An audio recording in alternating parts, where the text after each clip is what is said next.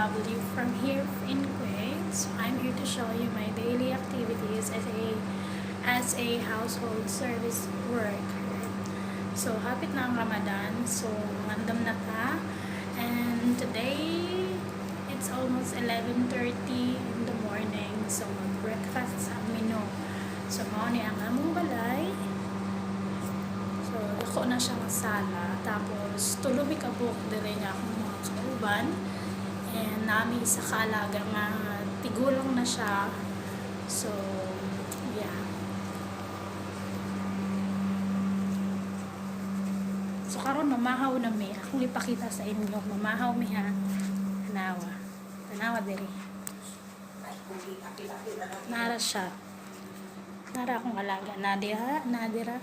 Di nato ipakita sa camera kay kanang bawal. Basta na siya diri naglingkod. Kini. So karon mamahaw na mi. Mamahaw ta. Karon human na mi upamahaw. So maghinahiray na tag aginod. Manghinlo sa ako sa CR. Hinlo na ako ng CR. And ito. So maghinlo ko ang carpet. So hinluan, maghinlo sa mi and see you in a while. So mao din yang among sala. So gamay lang among balay, dili siya parehas sa ubang Arabic houses na dagko. Tapos flat lang ni among area. So yeah, maghinlo sa mi and see you in a while. Magluto ta og Arabic food later. So bye. So I wash my hands ha. Don't judge me, charot. So now the basal. Sa Arabic, this is called basal. And sa Arabic, ang ahos kay tum. So ang manok is biyay or the judge. And the mawash, monggo is mawash. So magiwa na tawag basal.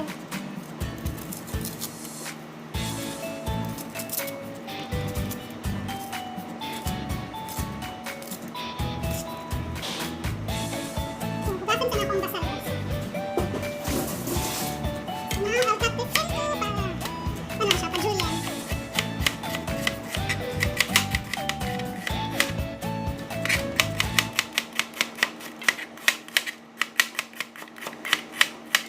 So dito na ito dito sa kilid ang atong basal.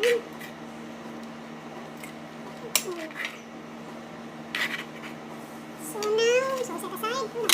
Nahulog. So now ito na yung himayan ng manok. Kaya para ito isubak sa atong munggos. So yeah. Maghimatag manok itong isubak sa atong monggo. So muna yung sudan gahapon. It was a leftover from yesterday. Nag-oven man ko manok gahapon. So na may sobra. So instead of ilabay, sayang man, maghimo na lang tawag munggos. Ito siyang isubak sa atong munggos. So, and Ramadan is coming pala. May 6 I guess. Mag-Ramadan na. So para sa mga OFW nga nasa Kuwait, alam na this. Kapoy na sad no. Magpulaw-pulaw na sad ta. Dugi na sad ta mga tulog ani mga inday. That's life. So ito lang siyang himay-himayon. Like this. Nabot si ate! Ay, naka-yellow! Murag si Chris sa kino. Wala nakita na. Mahadlok siya, di siya mapagduol. Naka-yellow si ate bayot. Murag siya dilawan.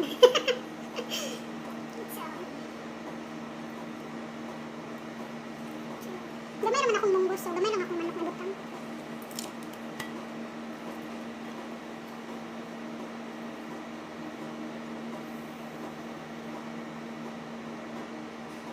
Okay. So, in addition to our ingredients, so naman ko nakita ganina sa talaja. Talaja means ref or fridge. So, naman ko nakita nga tawil. This one is tawil or lettuce. Romaine lettuce. And sa Arabic, ang talong is bajinjan. Subot nga na itong bajinjan ang atong ginisang monggo. So, na ako'y duha ka talong and castawil. And also, this is a frozen spring onion. So, diba? So, para ma-preserve ang mga spring onion, eh, sayang man siya malabay, no? Sa among ginabuhat, dito doon sa among mga madam, i-cut siya into like this. I-cut din mo siya, tapos ibutang mo siya sa clean na nani, sa cheese na limpyo, tapos i-frozen siya. So, anytime pag magluto sila, or kami, so, nani makuha na spring onion. Di man siya madaot, nani siya. So, paano pa siya? Still fresh. Naka-frozen. So, ibutang natin siya sa atong munggos, pang dahon-dahon sa atong gulay na munggo. So, na, mag-iwat ang talong.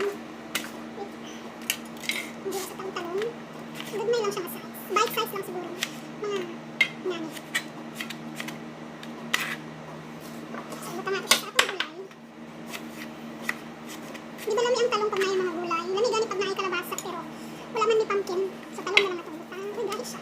Lang sa ka, dahil dito ba? Ay, naku. Ano kung talisod-lisod?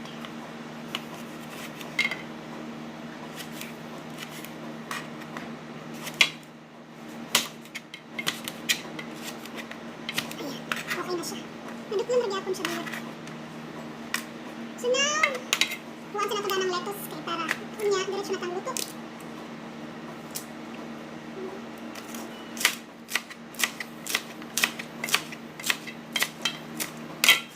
Aywa.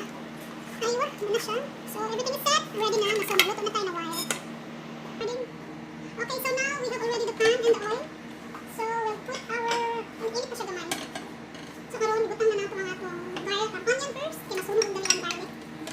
So onion. Nagugana na ko siyang mantika, pero okay lang. So naluto ko.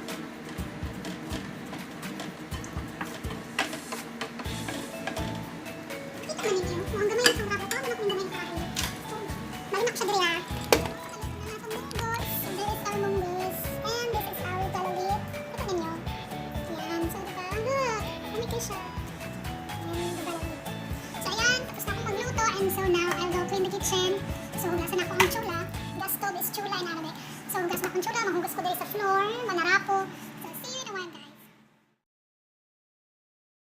Hello everyone, we're just done with our lunch. So karon I'll sit with my alaga. So here. So taparan lang nako siya diri, bantayan nako siya while relaxing and nananaw lang may TV. So karon kung na may mga nadungog nga tingog nga nag-ago siya ni kay na siya sakit. So na siya dementia. So luoy kayo pero luoy siya kayo lagi bantayanan jud siya kay na siya mga memory gap or something.